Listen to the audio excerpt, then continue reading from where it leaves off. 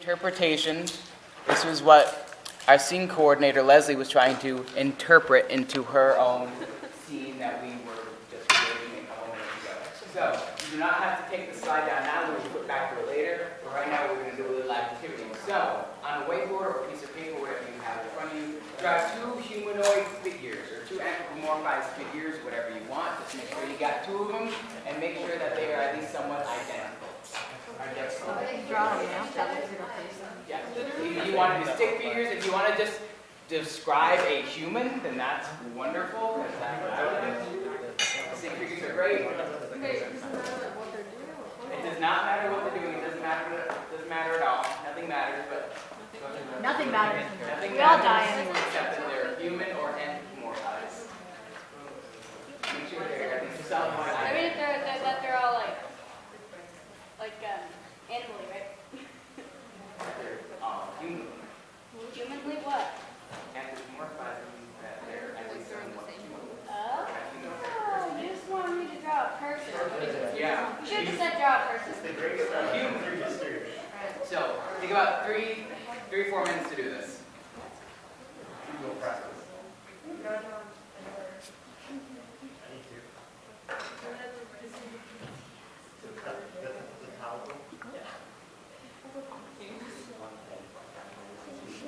I did draw. Would you like to see my figures? They're beautiful. I made them for you. Huh?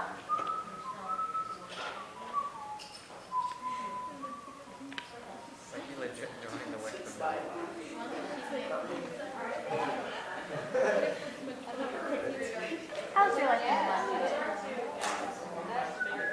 They're very good.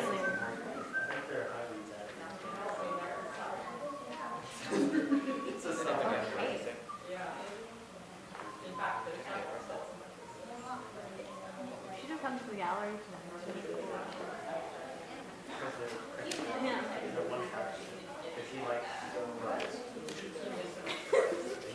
Alright, so about 1 more minute.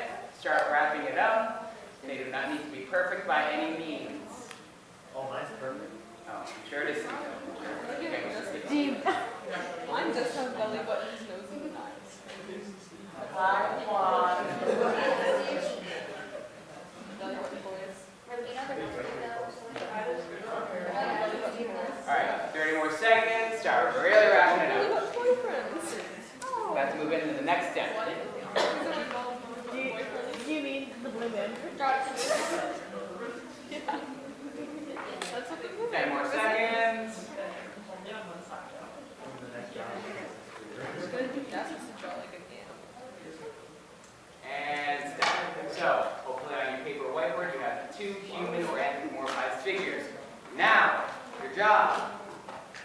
Add features to one of them to make them look like the hero, and add features to another to make them look like the villain. It does not have to be complicated, whatever you think the hero looks like, whatever you think.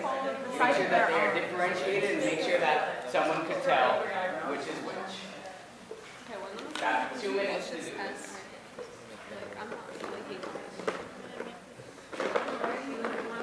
So one's a hero, one's a villain, or one's a hero? One's a hero and then the other one's a villain. Now they're both.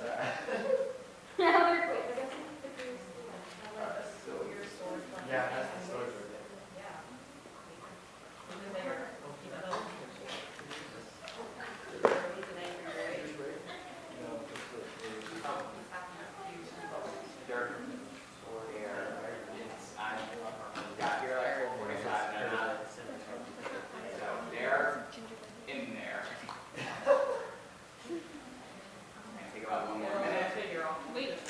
Yeah, why did it go so fast? You can't be asking me to make an evil character this fast. I gave him a cake.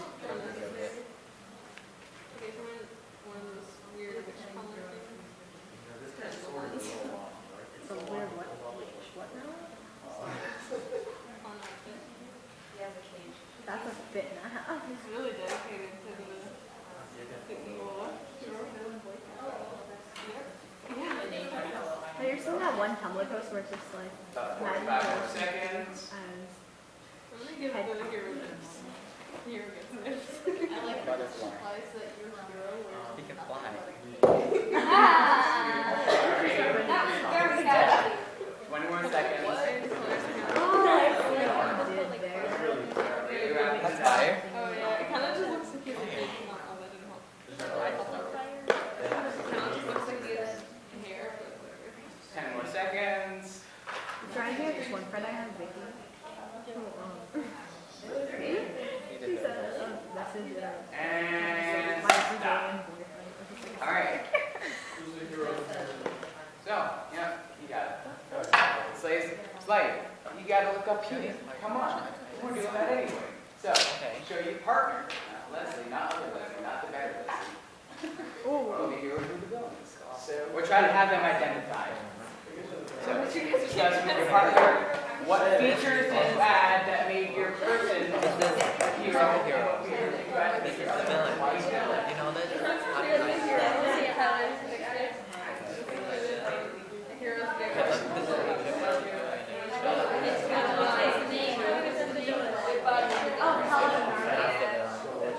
supposed to make this bigger. Oh, and they were like, Let's see. Sorry? Yeah, that's what I was The bad guy just looks in distress and has This is I. Where do you find superhuman? Wait, literally. Hero? Okay. That made me happy. Anyway, this is clearly an angel with his luscious wings. I do. He looks so happy. He's like glad he's but yeah, they're just both glad. I just want everyone to be happy. All right, attention up here. Belly button, so. All Wait, I should make his belly All right. button show up through Y'all, my people, my Romans, my barbarians. Hush. So, what features did you add to make one of your people a villain and one of your anthropomorphized figures a hero? So, raise your hands. Let's go with. Like features that are like larger than normal human being.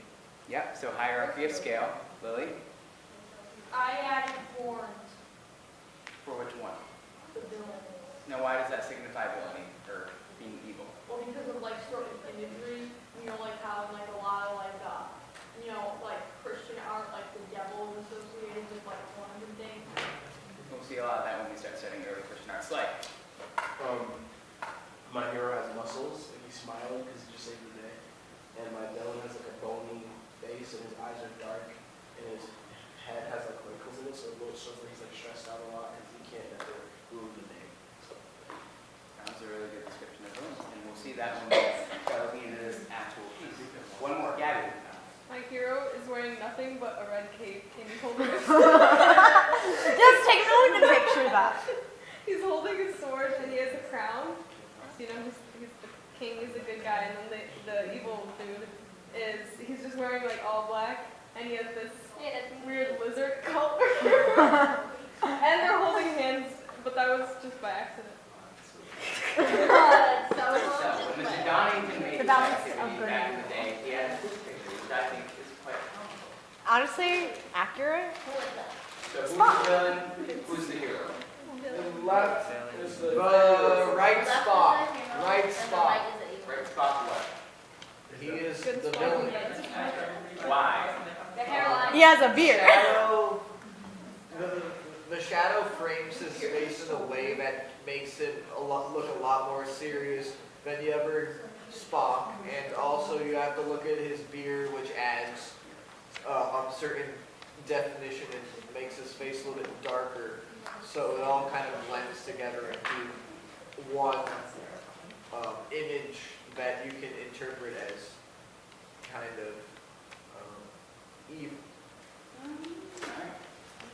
So this is our actual, work this out, the Ludovisi, the battle of Sarcophagus. So, identify, or try to identify, it should not be that hard, who the barbarians are. Don't say it out loud. I will pick one person to decide, and that person's going to be Steve. Oh no, Oh yes, it's the ones on the bottom who are looking up in agony. that's right. They're looking up in agony, so we can tell, because they're looking up in agony, that they are in fact the losing party. They're being defeated by the all-powerful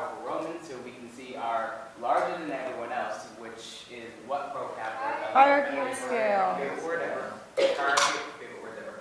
Hierarchy of scale. Where's our general? Exactly. All right. What does he not have on that everyone else has on? Helmet. Exactly. Why do you think that is? Because he's too good to get hurt. Alright.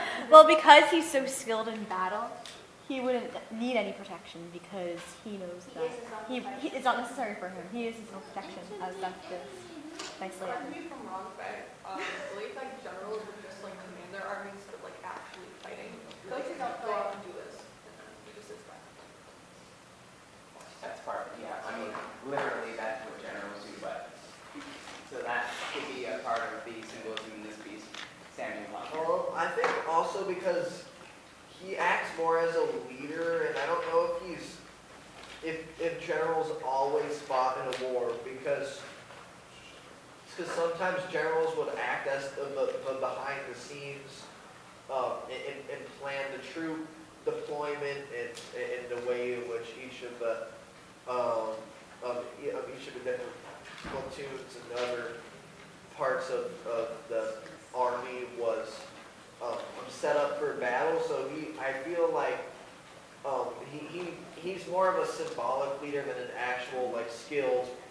Well, because he was skilled. You have to attain the rank of general by fighting. But I think here he's acting as a leader, not fighting, but acting as a spiritual leader and a representation of the strength of the Roman army.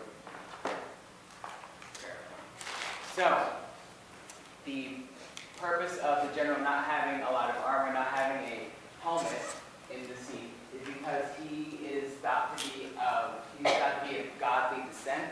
And since part of the reason why he's up so high, other than him being a Roman, is because they thought that this general in particular, general in general, had kind of like demigods. Just kind of like demigods. So they did not need armor, and they had the protection of the gods on their side, and they just didn't need armor. So we're going to actually go and take notes, and we're going to go back to the identification page. So Ludovisi battle sarcophagus, Imperial Rome. I don't think we've gotten like the actual periods yet. 250 CE. So this is the common era we live in. So this was like 1750 years ago. So one of the more recent works that's not contemporary that we've studied. So blah blah blah, and marble, and we've obviously seen marble before. It's very popular in the Mediterranean region because of its abundance, and even though it's not easy to carve, skilled architects, no, it's not skilled architects, skilled sculptors, that's the word. Skilled sculptors are able to really render out human figures and really make sure that proper emotions are conveyed, etc., be good artists.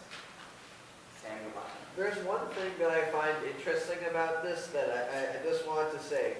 This work doesn't really contain hierarchy of scale as in other works that we've looked at. Because even though the general is more important and he's raised up, his sizing is still almost the same as all the other people.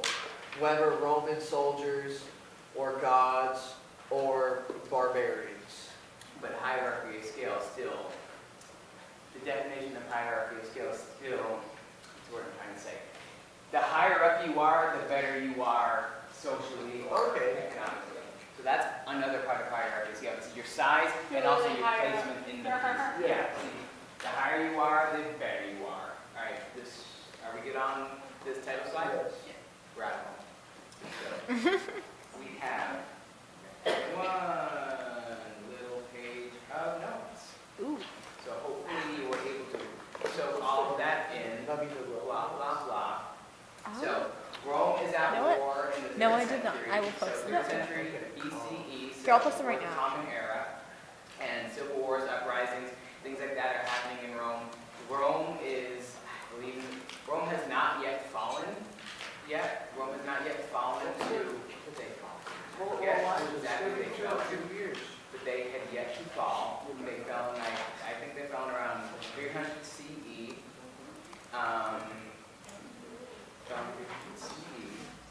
So battle scene, Roman army beats barbarians, the Germanic tribe, and the Romans thought of barbarians as anyone who wasn't in the Mediterranean region. So Asians, Africans, Other like exactly, other tribes, other regions in the European area, in the European area, they thought of anyone who wasn't like a pure Roman or a pure Greek as a barbarian. So figures are piled up on top of one another, lacking individuality. And the only person we see who has some form of individuality is our Roman general on the top. And we can see him, we can identify him by his pose, by his, well, he's the only one with a horse. No, he's actually not, that's a lie. He is the one in the center. You can see his cape flying in the wind, and he's commanding his whole army, and then he's also without the armor, as we talked about earlier, because he has the protection of the gods on his side. So majestic composition and confusion in the battle. We're going to talk about this thing in the Islamic unit called horror vacui, and what that is a literal definition of fear of space. So this is one of the first works that we're going to see, this thing called horror vacui. And every piece, every part of the sculpture or every part of the painting is taken up by figures or something that's just whatever the word is. I don't know what I'm trying to say. And you can see that there is no empty space on this facade on this side. So a facade is like just a side or a front on this front side of this sarcophagus. And we can see that. So what's the word when we describe this space right here? That black space in between. Negative space. Exactly. So the Roman general appears at the top without weapons and or without an helmet. We don't know who exactly this general is, but we know that he's a general because of his stance and his lack of armament.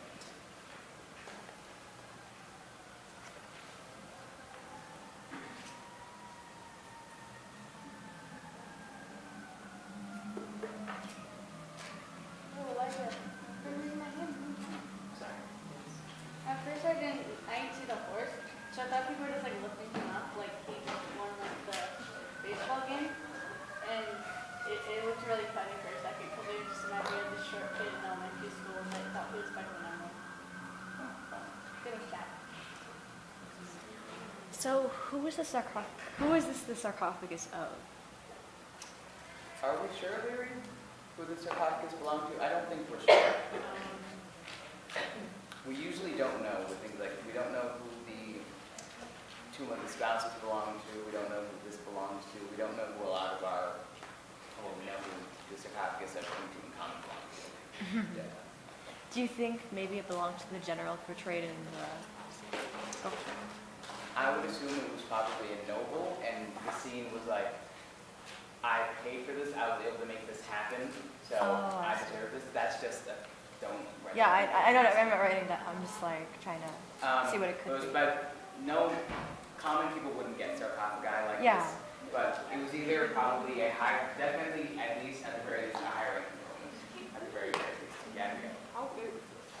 I think, well, pretty sure it's 5 feet wide. I know there are dimensions in your barons.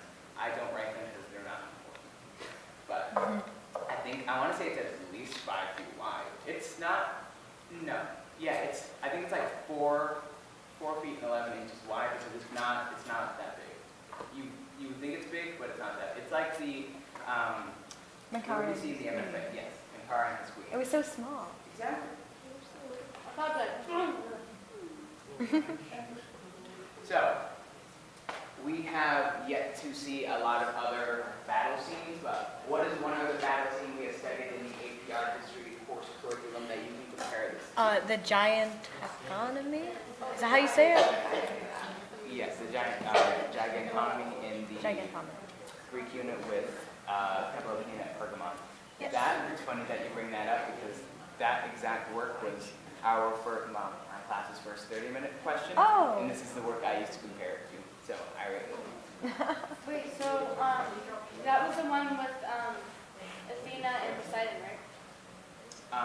Athena, Nike, and the Giants. Yeah, that was Athena dragging the giants All right. to Mount Olympus to be punished.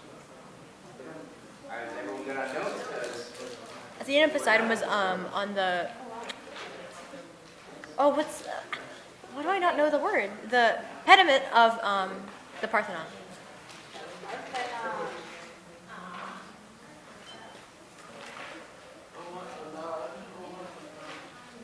That's the class called a pediment, right? That we're trying for? Yeah, I said pediment. That's what.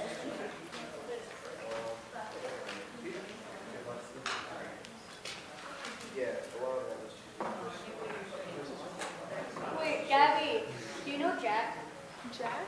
Yeah, at Burncoat. Jack who? Jalbert.